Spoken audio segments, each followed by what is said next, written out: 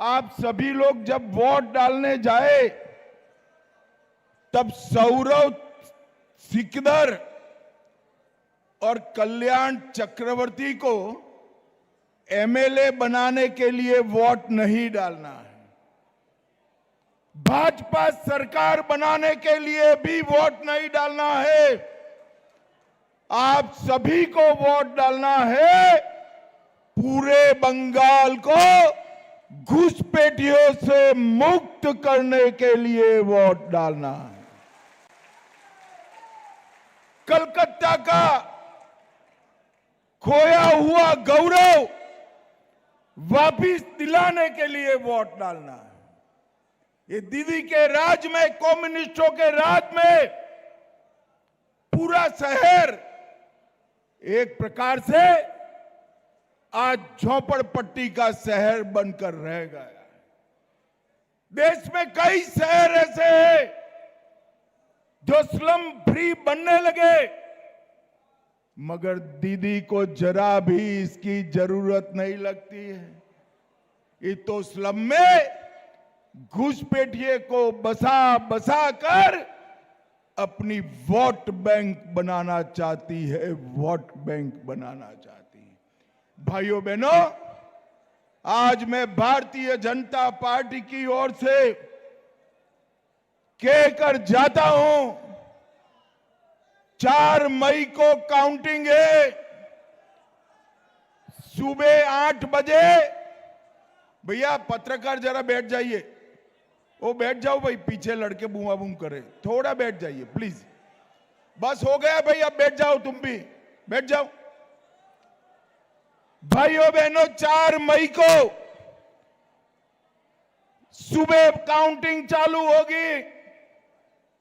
8 बजे ballot box खुलना शुरू होगा। 9 बजे पहला राउंड, 10 बजे दूसरा राउंड, 1 बजे काउंटिंग समाप्त और बीबी दीदी टाटा गुड बाय। एक लंबे समय के बाद बंगाल के अंदर सुशासन की शुरुआत होने वाली। कवि गुरु की कल्पना का, महर्षि अरविंद की कल्पना का और श्यामा प्रसाद मुखर्जी की कल्पना का सोनार बांग्ला बनाने की शुरुआत भारतीय जनता पार्टी की सरकार करेगी। मित्रों, भारतीय जनता पार्टी की सरकार की एक ऐसा बांग्ला होगा, ऐसा बंगाल होगा जहां माताओं बहनों को कोई भय नहीं होगा। इतने सारे दीदी लोग बैठे हैं, मुझे बताओ जरा, सालों तक संदेशखाली में बंगाल की माताओं बहनों पर एक घुसपैठिया अत्याचार करता रहा। बंगाल की महिला मुख्यमंत्री चुप रही। क्यों? क्योंकि वो घुसपैठिया था, टीएमसी का कार्यकर्ता था। आरजी कर, Calcutta law university, Durgapur law university दीदी के माथे पर जूं नहीं रेंगती है और उल्टा कहती है कि 7 बजे के बाद महिलाओं को बाहर निकलने की जरूरत क्या है। दीदी, आपको शर्म आनी चाहिए। एक महिला मुख्यमंत्री होकर आप कह रही हो कि 7 बजे के बाद क्यों बाहर निकलते हैं। सभी बंगाल की माताओं बहनों को मैं वादा कर कर जाता हूं, 5 मई के बाद एक छोटी सी बच्ची भी स्कूटी पर निकलती है, कोई गुंडा उसके सामने आंख उठाकर नहीं देख पाएगा, नहीं देख। हम बंगाल की माता बहनों को, बच्चियों को भय से मुक्त कराएंगे। पूरे बंगाल की जनता को हम भय से मुक्त कराएंगे। अभी तृणमूल के गुंडे कॉलोनी कॉलोनी जाकर, बड़े बड़े फ्लैट्स में जाकर कहते हैं निकलना मत, 29 तारीख को तकलीफ होगी। मैं आज टीएमसी के गुंडों को कहकर जाता हूं, 29 तारीख को निकलना मत, वरना गुंडों को तकलीफ आए। भाइयों बहनों, 29 तारीख को आप मशीन पर कमल का निशान देखिए, निशान के सामने का बटन देखिए। 4 तारीख के बाद गुंडों को उल्टा लटका कर सीधा करने का काम भारतीय जनता पार्टी करेगी। देश आजाद हुआ, देश की सकल घरेलू आय में, देश की इनकम में 100 रुपया आता था, 20 रुपया बंगाल से आता था। आज 100 रुपये की जगह 5.25 रुपया हो गया। भाइयों बहनों, इंडस्ट्रियलाइजेशन की शुरुआत पूरे भारत में कहीं हुई तो हमारे बंगाल से हुई थी, बंगाल से। आज एक इंडस्ट्री बंगाल छोड़कर बाहर जा रही है। 6,000 उद्योग बंगाल छोड़ दिए। दीदी, आपके कट मनी वाले, आपके सिंडिकेट वाले इंडस्ट्री के पीछे पड़े हैं। इंडस्ट्री बंगाल छोड़कर बाहर जा रही। আমি আপনাদের অনুরোধ করব, শেষ দফার ভোট দক্ষিণ 24 পরগনায় আগামী 29 তারিখ। আগামীকাল ভোট রয়েছে, উত্তরের জেলাগুলোর সাথে জঙ্গলমহলের জেলাগুলো রয়েছে। বিজেপিকে গণতান্ত্রিকভাবে মানুষ জবাব দিয়ে এদের মাথা, ঘাড় আর কোমর ভাঙবে। আর 29 তারিখ জয়নগর, মন্দির বাজার, ডায়মন্ড হারবার, হাওড়া, হুগলি, কলকাতা, এদের হাঁটু, এদের কনুই, এদের হাত আর পা গণতান্ত্রিকভাবে ভেঙে বলো হরি হরি বল, বহিরাগতদের খাটে তোল বলে বিদায় দেবে। আমাদের ভোট সাধারণত শেষ দফাতেই হয়, তার কারণ দক্ষিণ 24 পরগনার মানুষ বিজেপির রফা দফা করতে জানে। আগামী 29 তারিখ যারা আমাদের অপমানিত করেছে তাদের শিক্ষা দেওয়ার নির্বাচন এই নির্বাচন।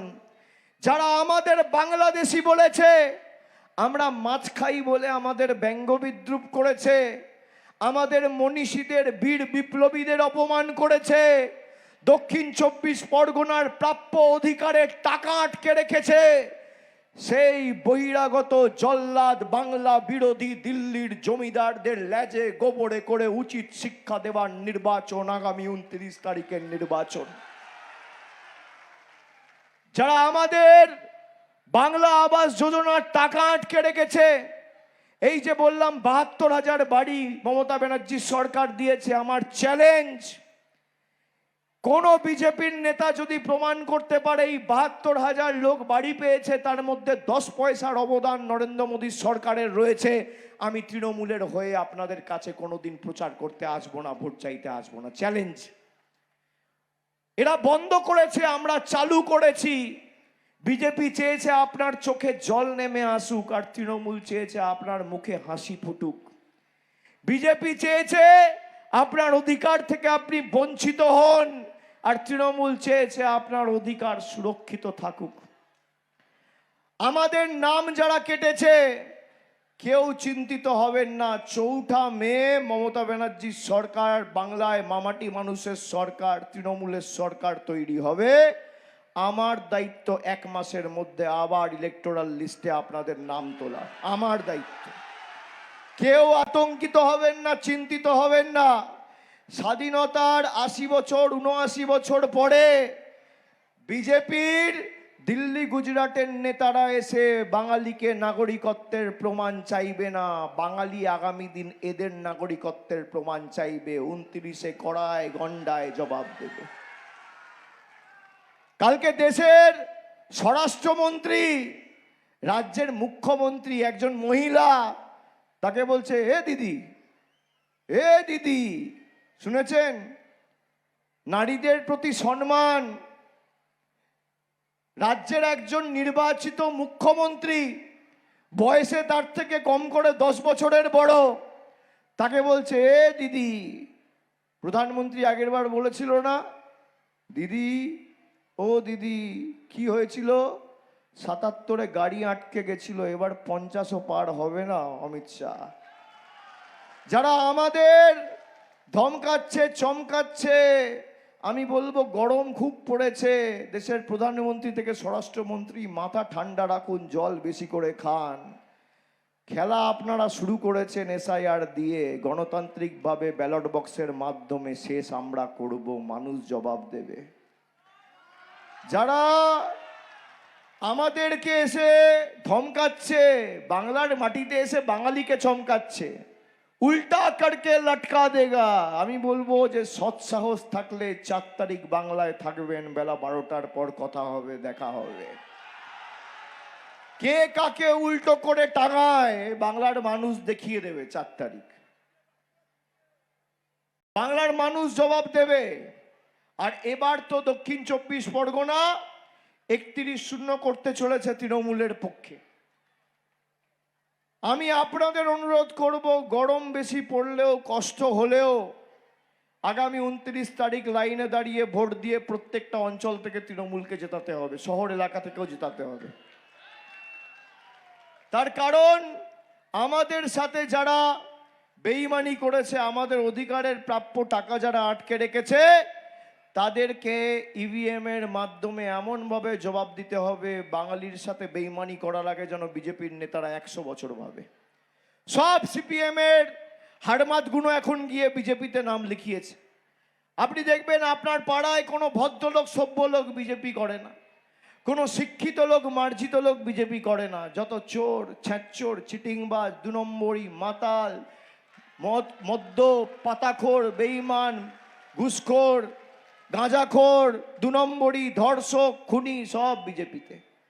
এখন দেখছি বিভিন্ন জায়গায় নির্বাচন ঘোষণা হওয়ার পর বিজেপির কোনো প্রার্থী গিয়ে বাড়িতে কড়াইয়ে লুচি ভেজে দিচ্ছে, কেউ দেখছি বাথরুমে ঢুকে চুল কেটে দিচ্ছে, কেউ দেখছি দাড়ি কামিয়ে দিচ্ছে, কেউ দেখছি মইয়ে চেপে বাড়ি রং করে দিচ্ছে, কেউ দেখছি উনুনে ভাত সিদ্ধ করে দিচ্ছে। আমি মায়েদের বলবো, আজকে কত তারিখ? 22 তারিখ, এই মাসের 8 দিন, আর 4 মে ফল বেরোবে, 12 দিন সময় আছে, তারপর আর এদের চোখে দেখা যাবে না। আগামী 12 দিন বাড়িতে যদি ঝাঁটা থাকে, ঝাঁটাটা হাতের নাগালে রাখুন।